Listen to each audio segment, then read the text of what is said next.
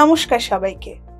আজকের ভিডিওতে আমরা শিখব কিভাবে একটি ইউনিভার্সাল মোটরের রোটেশনালের ডিরেকশন কানেক্ট করতে হয়, স্টার্ট করতে হয়, রান করতে হয় এবং রিভার্স করতে হয় এবং রক্ষণাবেক্ষণ সার্ভিসিং করতে হয়।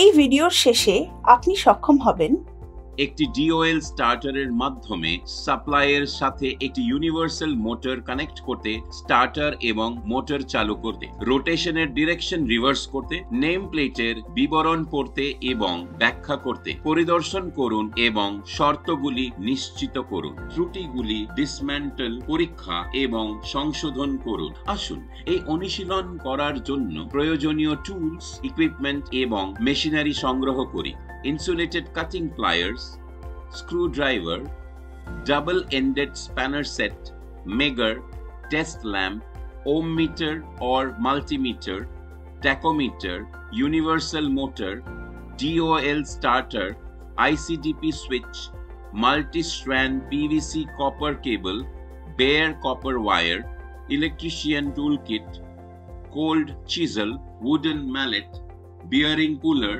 এক্সটার্নাল এবং ইন্টারনাল গ্রাউলার। প্রদত্ত ইউনিভার্সাল মোটরের জন্য একটি উপযুক্ত লোড কানেক্ট করুন। একটি ইউনিভার্সাল মোটরের হাই স্টার্টিং টর্ক থাকে।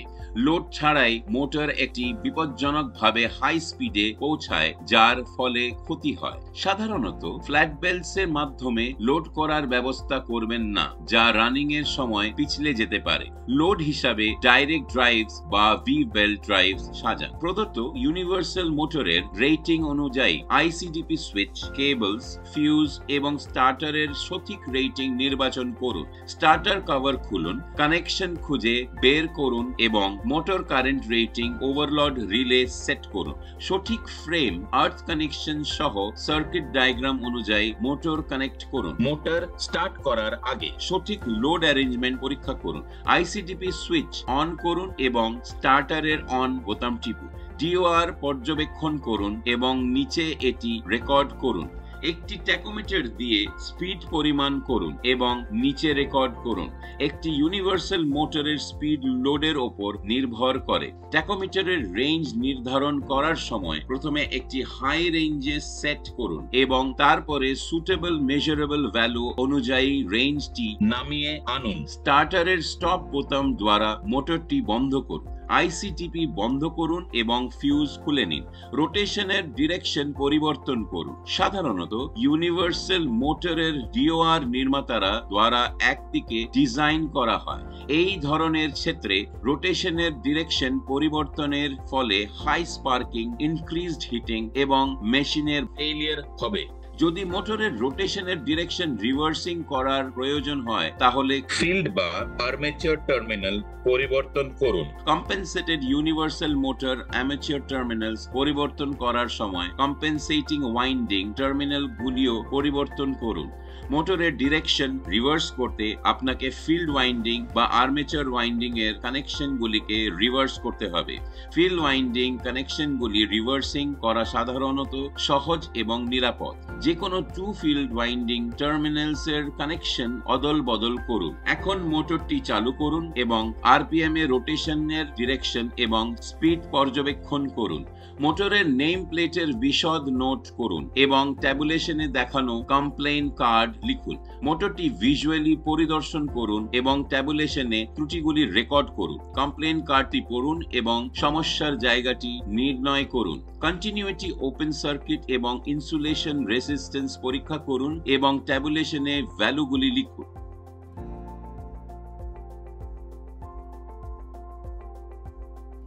যোগ দিয়ে এন্ড প্লেটগুলির সঠিক অবস্থান চিহ্নিত করুন। মেশিনটি ডিসম্যান্টল করুন। মোটরের অভ্যন্তরীণ অংশগুলি পরিষ্কার করুন। নিম্নলিখিতগুলি পরীক্ষা করুন। কমিউটেটর সেগমেন্টস এর মধ্যে শর্টিং পরীক্ষা করুন। কার্বন টেট্রাক্লোরাইড দিয়ে কমিউটেটর পরিষ্কার করুন। মাইকা ইনসুলেশন পরীক্ষা করুন। যদি কমিউটেটর সারফেসের বাইরে উদ্ধৃত অবস্থায় হিসেবে পাওয়া যায়, তাহলে মাইকাটিকে আন্ডারকাট করুন। পিচিং এর জন্য কমিউটেটর সারফেস পরীক্ষা করুন। প্রয়োজনে পিচিং অপসারণ করতে স্যান্ডপেপার ব্যবহার করুন। রেজারে অতিরিক্ত ওভারহিট প্রিন্টেড স্পট পরীক্ষা করুন এবং প্রয়োজনে তারগুলি পুনরায় ঝালাই করুন। ব্রাশের দৈর্ঘ্য পরীক্ষা করুন। ছোট হিসেবে পাওয়া গেলে একই গ্রেডের সঠিক আকারের ব্রাশ দিয়ে তাদের প্রতিস্থাপন করুন। সঠিক বেডিং এর জন্য ব্রাশ পরীক্ষা করুন। প্রয়োজনে ব্রাশগুলি বেড করুন।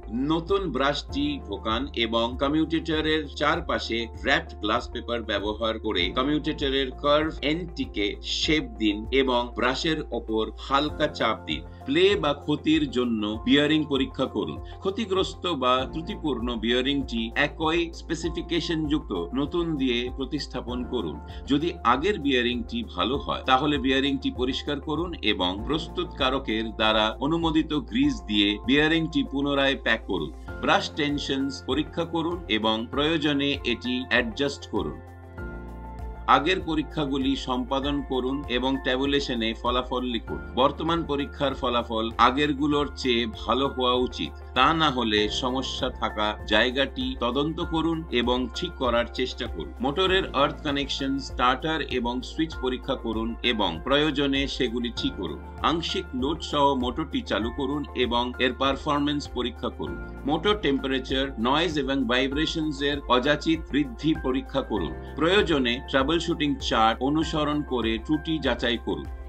এটি একটি ইউনিভার্সাল মোটরের রোটেশন এবং ডিরেকশনটি কিভাবে কানেক্ট, স্টার্ট, রান এবং রিভার্স করা যায় এবং ইউনিভার্সাল মোটরের রক্ষণাবেক্ষণ ও সার্ভিসিং চালানোর অনুশীলনের সমাপ্তি ঘটায়।